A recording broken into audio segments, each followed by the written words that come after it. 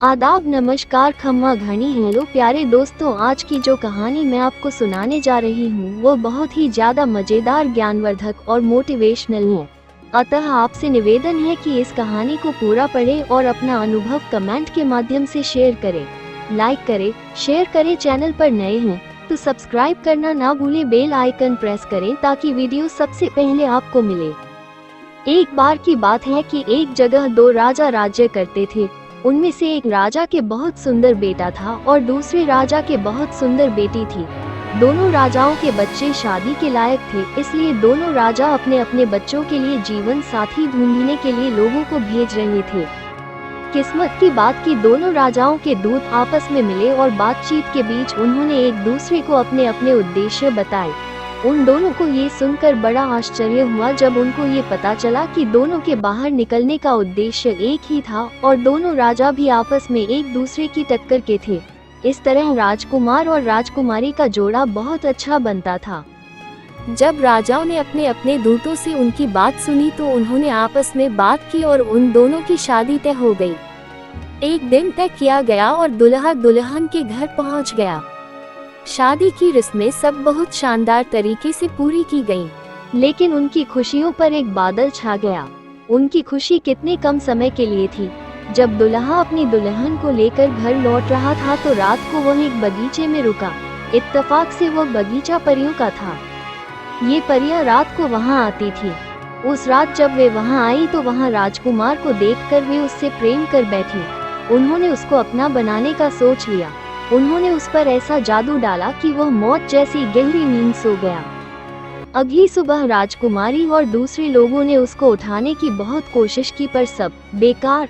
उन सबको लगा कि वह मर गया था, सो उन्होंने उसका दुख मनाया और उसके लिए रोए जैसे कि लोग किसी मरे आदमी के लिए रोते हैं जिससे वे अब कभी बात नहीं कर पाएंगे। यह उनके लिए बड़ी मुश्किल की घड़ी थी।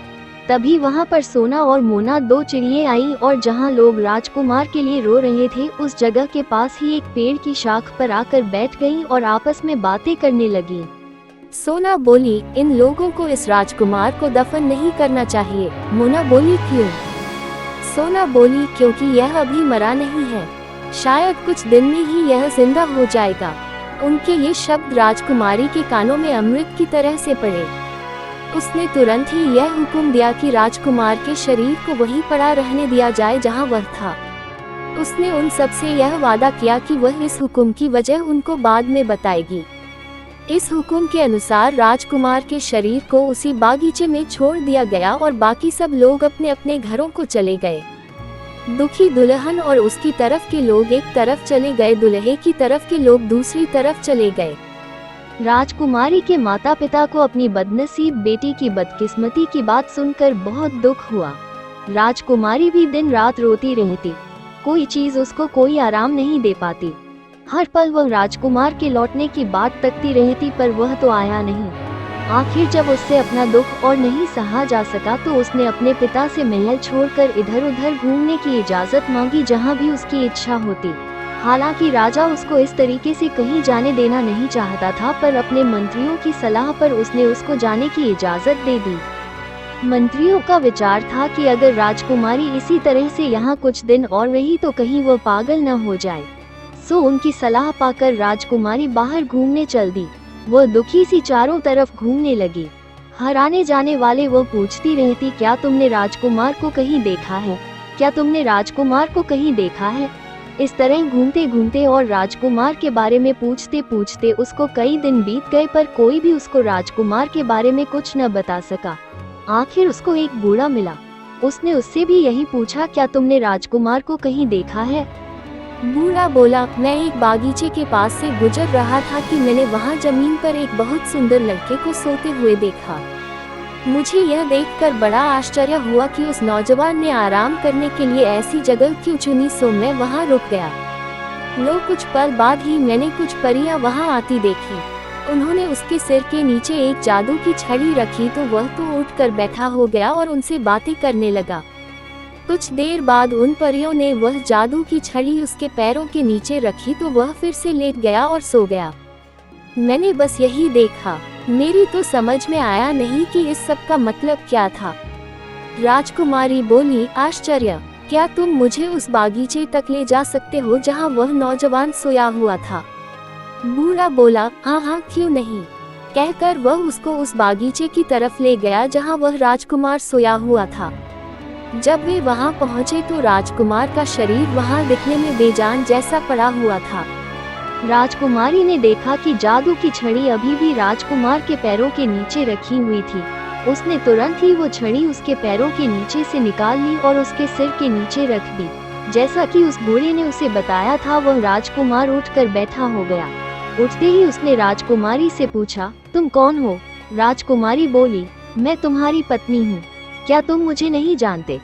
राजकुमार ने पूछा, तुम यहाँ आई कैसे? राजकुमारी बोली, इन बूढ़े बाबा की सहायता से। कहकर उसने उस बूढ़े की तरफ इशारा कर दिया जो डर के मारे कुछ दूरी पर खड़ा था। वो फिर बोली, आओ उठो और जल्दी से इस भयानक जगह से कहीं दूर चलो। राजकुमार बोला, अफसोस, मैं नहीं जा सकता। परियों को मेरे यहाँ न होने का बहुत जल्दी ही पता चल जाएगा। वे मेरे पीछे पीछे आकर मुझे ढूंढ लेंगी और मुझे मार देंगी। अगर तुम मुझे प्यार करती हो तो ये छड़ी तुम मेरे पैरों के नीचे रख दो और यहाँ से चली जाओ। नहीं, कभी नहीं, ऐसा नहीं हो सकता। राजकुमार बोला, तो फिर ऐसा करो कि तुम इस पेड़ के खोखले तने में छिप जाओ, क्योंकि तुम यहाँ सुरक्षित नहीं हो। परियां यहाँ कभी भी आ सकती हैं। राजकुमारी ने वैसा ही किया। जैसे ही वो पेड़ के खोखले तने में जाकर छिपी, परियां वहाँ आई। उनमें से एक बोली, ओह, यहाँ किसी आदमी की खुशबू आ रही है। दूसरी बोली, लगता है यहाँ कोई आदमी आया है।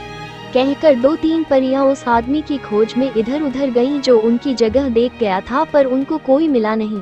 उसके बाद उन्होंने राजकुमार को जगाया और उससे पूछा कि क्या वह किसी आदमी को जानता था जो उसके आसपास घूम रहा हो।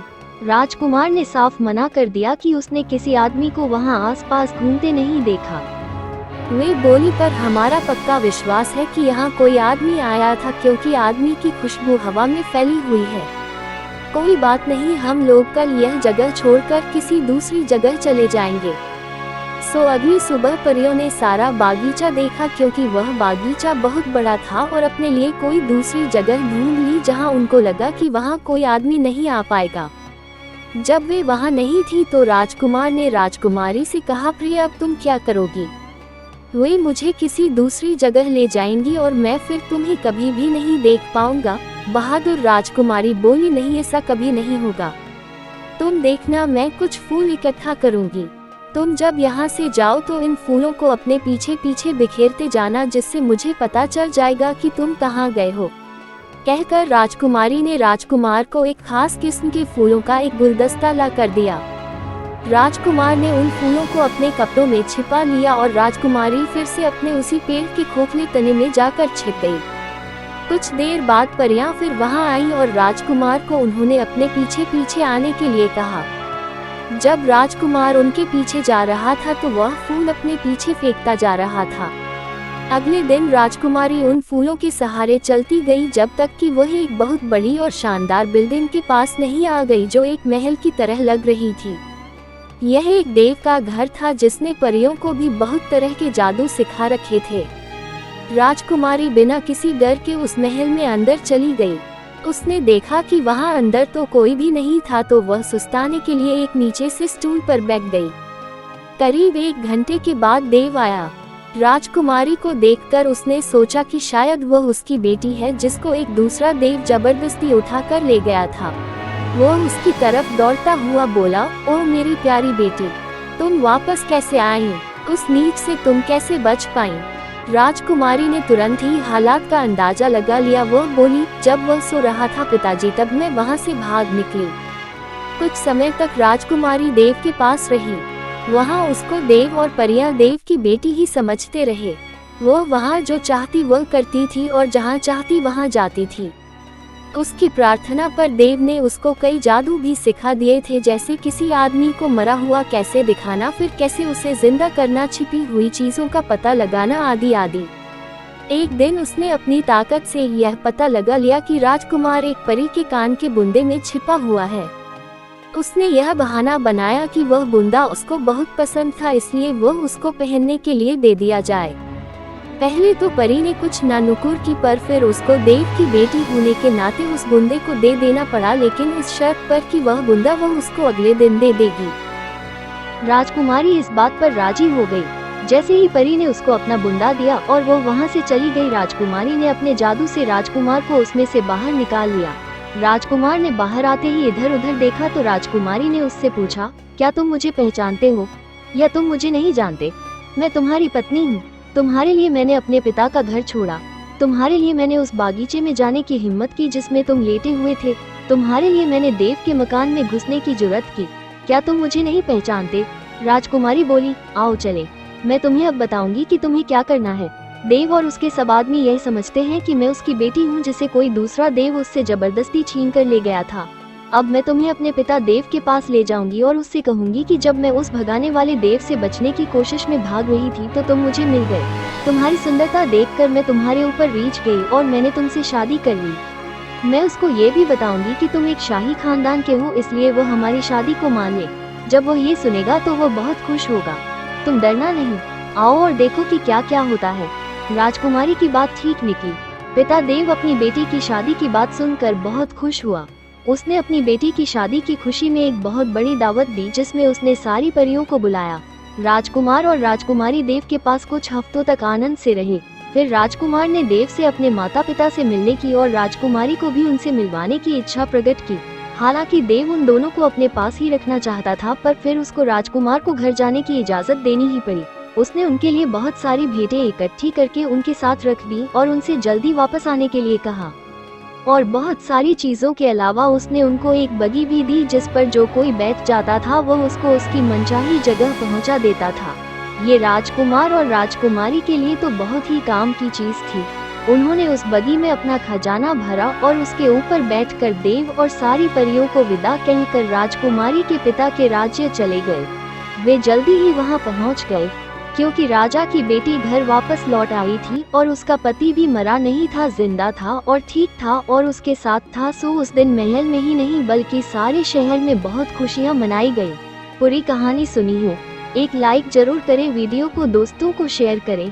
चैनल पर नए हैं तो सब्सक्राइब करना ना भूलें। बेल आइकन प्रेस करें ताकि वीडियो सबसे पहले आपको मिले। मिलते हैं अगली कहानी के साथ। धन्यवाद।